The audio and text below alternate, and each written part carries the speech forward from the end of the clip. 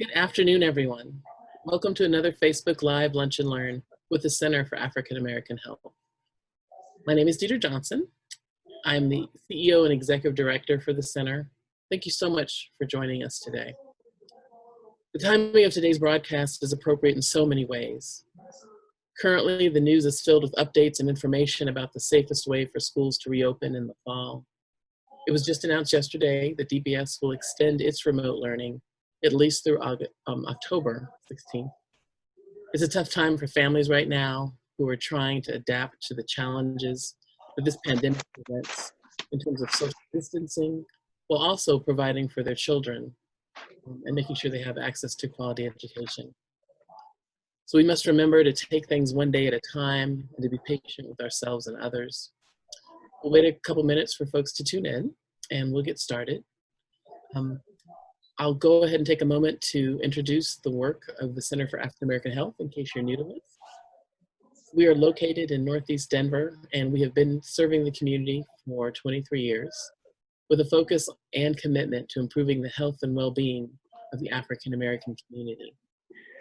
We provide community-based, evidence-based disease prevention and disease management programs, events, and services. We are also a family resource center. So we're about the business of making sure that families have what they need to thrive. You can learn more about our work and our programs by visiting our website, caahealth.org.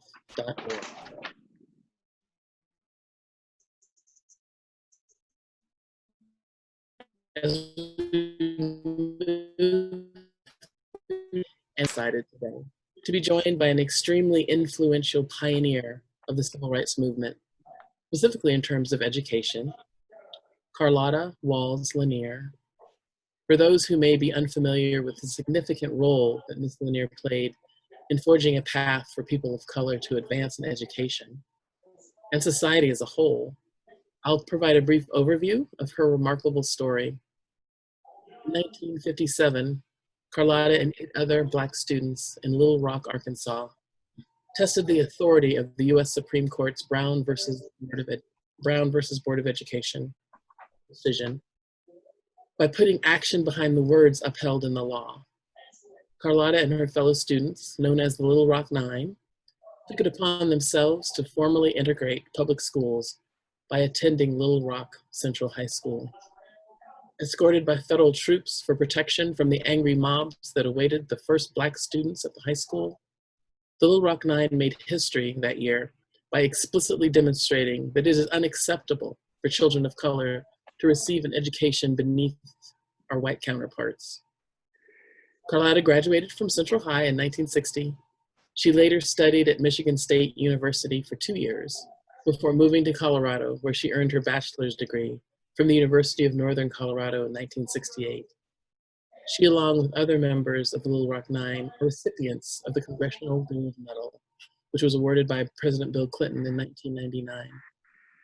Ms. LaNier is also an inductee in the Colorado Women's Hall of Fame and the recipient of many, many other noteworthy awards. So again, thank you so much for joining us today. Thank you for having me. I thank the Center for African American Health for inviting me to participate. So I'd like to start by paraphrasing something you said in the prologue of your memoir, entitled A Mighty Long Way, My Journey to Justice at Little Rock Central High School. You referred to your family as unlikely candidates for involvement in a movement that would spark nationwide change, and that the point of your book in telling your story was to show that fortitude and the ability to move the world aren't reserved for special people.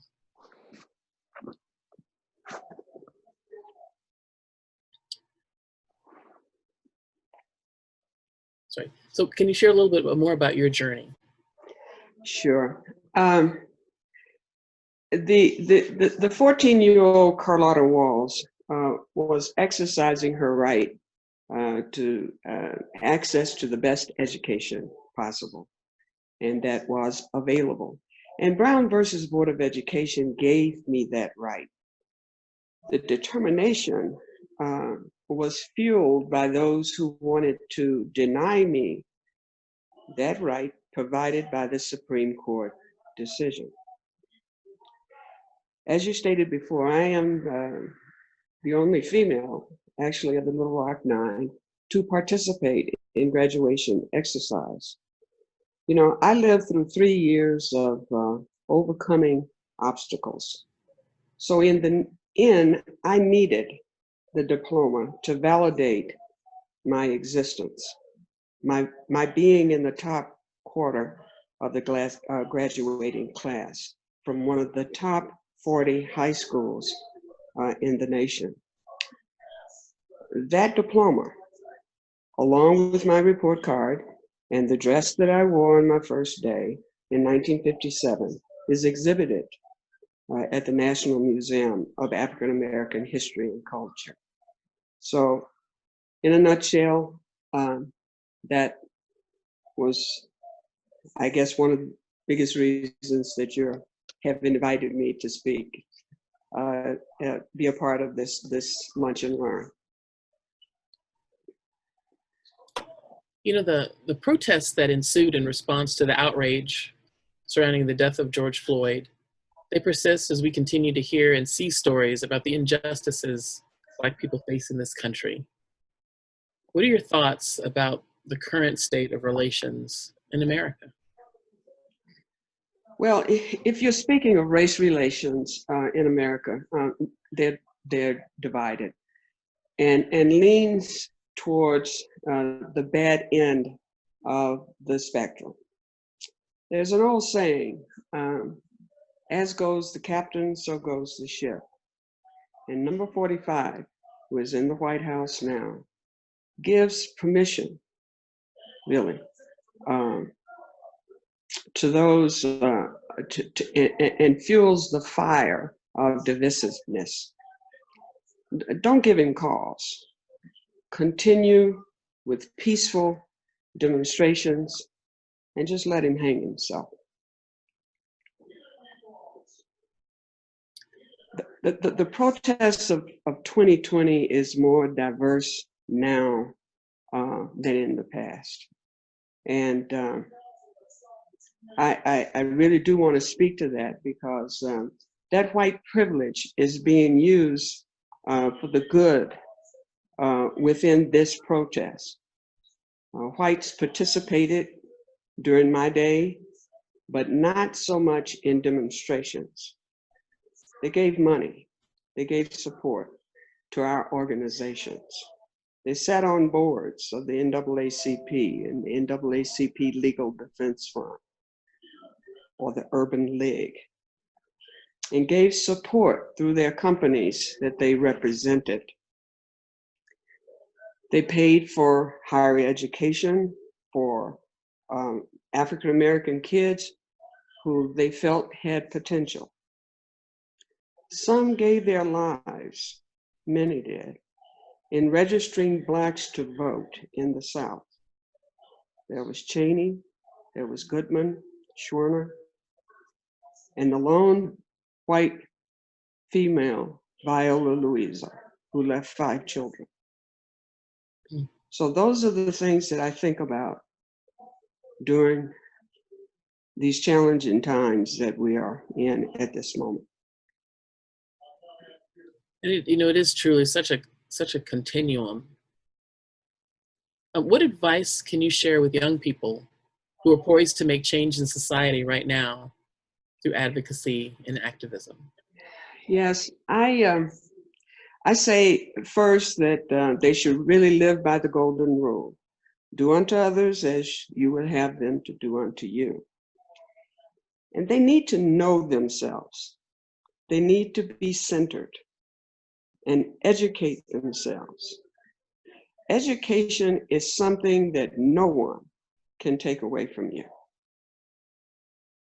Read credible newspapers, the New York Times, the Washington Post, the LA Times. Read good magazines.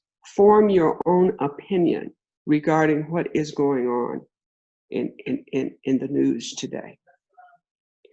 Know where your passion lies and give your personal best to that passion. Be responsible citizens, I say. Be the CEO of yourself. You know, strategize, take the good from what you have read from other protests, their success and their failures, and act upon your beliefs and be kind. Thank you. Mm-hmm. So with the recent passing of civil rights leader John Lewis last week, Yes, his service is on right now, correct. how do you think we can continue his legacy? Well, there are a number of ways, and then there's one just foundational way. I really do want to say this piece. Do not be appeased by renaming the Edmund Pettus Bridge in John's name. That's an appeasement I think it's a good idea. It can be done at a later time. But write letters, call your representatives, and demand that they pass the Voters' Rights Act. That is sustainable. Most of all, the work that he did in helping to register those to vote, we need to continue that. We need to get involved with those who names have been taken off of the rolls, get them re-registered.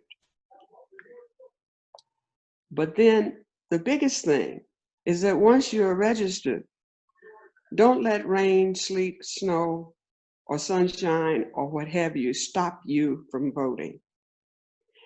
And under these circumstances, we must vote early, very early. Let us, as soon as you get that ballot, take care of it. And if you need someone to come and pick it up and drop it off at the ballot box, call. I would be one who would pick it up. You could put it in the trunk of my car and I'll be happy to go and drop it off. It's very, very important that we do vote. Not do as we did in 2016. Far too many people thought that the polls said that Hillary Clinton was going to win. And they just decided, I'll stay at home. I'm not interested in either party. I'll just stay at home. And you see what has happened. And we cannot let that happen again. And we cannot believe in the polls. I'm really beginning to feel like it's being, there's an underlying thing going on right now in making us believe that Biden is leading. So voting would be one of the biggest things, and the Voters' Rights Act being named after John Lewis would be the greatest thing to take place in this year of 2020. So one of the questions we have that came in, any words of advice for youth and the adult community members who fear safely exercising their rights in the face of racial injustice? Well, I understand that, but you know, we had that same fear, you know, years ago. My mother sold poll taxes. That's what that was how you had to vote during my young days when I was a kid. And we have come a very, very long way.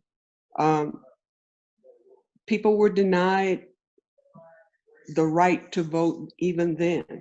That is why John Lewis picked up the mantle from my mother's generation, in a sense, to carry that piece on. So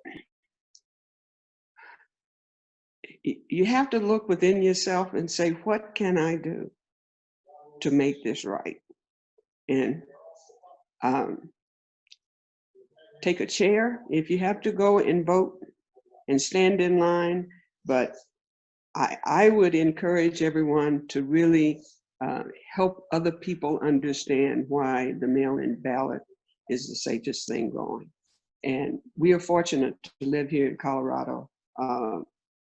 where we can do it that way. But then there are a lot of people who like the idea of standing in line and voting and going to the polls. That's fine. Just make sure you go. Exactly. And another question from our viewers, how has social media changed protests for civil rights? Do you think it's good or bad? Well, that's a good question, whether it's good or bad. I, you know, I see it as progress in some ways.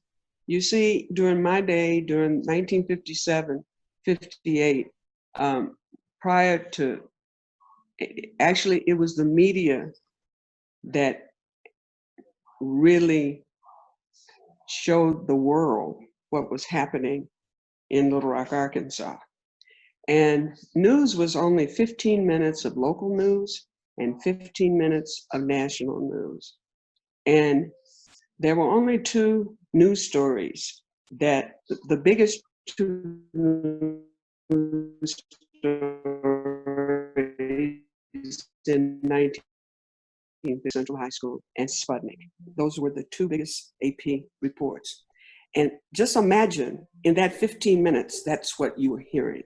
So today we have 24/7 of news, and the loop is going all the time. And then there are people outside of listening to the news that are constantly looking at things on the internet. That is why I say that you need to read the newspapers. You need to form your own opinions, because the media, the social media, is helpful in gathering people on a particular subject or meets and all that sort of thing. I think that part is good. But that negative spewing of things that are putting more fuel on the fire, I question. I really do. And I was glad to see that some of that was being questioned by Congress yesterday with some of the media, the Googles, the Apples, the Facebooks, and Instagram people. So I think there needs to be some kind of control over some of that. But it gets the word out, and it gets it out immediately. But let it be honest words getting out immediately. So where do you draw your strength from? Who inspires you? Well, you know, I am inspired by young people who are making changes, who are speaking out. The Parkland students really energized me. For their schoolmates to be murdered, and by guns that are not necessarily needed by the average person, and how they spoke up was just energizing to me. But for me, I drew my strength from my parents, my extended family, people who I looked up to and learned about during Negro History Week that turned into Black History Month. People who showed the world that we were as good as the next person, showed it with grace and with professionalism. We were just as smart, if not smarter, than the next person. We have known all along. I grew up understanding that I had to be twice as good as the next person and 3 times as good as the white person, just to do the same type of job. So, you know, we have obstacles, but we can overcome them. We've been doing it now since 1619. Besides my parents, I guess there are people, my biggest hero was Thurgood Marshall. Rosa Parks inspired me by remaining in her seat. Marian Anderson, Jackie Robinson. Ralph Bunche was another person that I really looked up to. In later life, it was Barbara Jordan. And I kind of see Stephanie Abrams kind of lifting that piece up again. Maya Angelou was another person. And I really have a lot of respect for Justice Ruth Bader Ginsburg. And rest in peace, John Lewis. So another question. What are the best ways to influence policymakers or lawmakers to really work on issues that negatively impact our community and keep them accountable? So like you said, go beyond the renaming the bridge and do something substantive. Something sustainable. Yes, I have another old saying that I recall as a kid was, the pen is mightier than the sword. And I really do believe that if we write and we call these Congress people, those in the mayor's office, those in the state capitals, and voice our opinion that way, along with the peaceful demonstrations that are taking place, and be thoughtful about what you really want. Be thoughtful and strategize as to how to present those things to the people that can make it happen. And we as a group of people, the masses, will help lift that up and continue to keep the feet to the fire, in a sense, in getting legislation passed. We are a nation of laws, supposedly. At least that's what I learned in school. And with that, we are supposed to, and actually, that was one of the reasons I went to Central. I knew I had that right. Okay, the Supreme Court decision gave me that right. So exercise what is your right. And you have the access to so much today that I didn't have then, that use it, be creative in how you go about doing it. And keep them responsible. I mean, you follow up. You have to follow up. I'll never, I was a part of a dinner party when one of our wonderful citizens that was born and raised here, Jordan Castile, had an exhibit at the Denver Art Museum. And this one gentleman said to me that he was giving his opinion about what was happening in City Hall. And I said, have you gone in and spoken to the mayor? And he said, no, I haven't. I said, why don't you consider doing that? I said, because you have some legitimate concerns, and I'm sure that he would be open-minded to hear what you have to say. So we need to take that next step.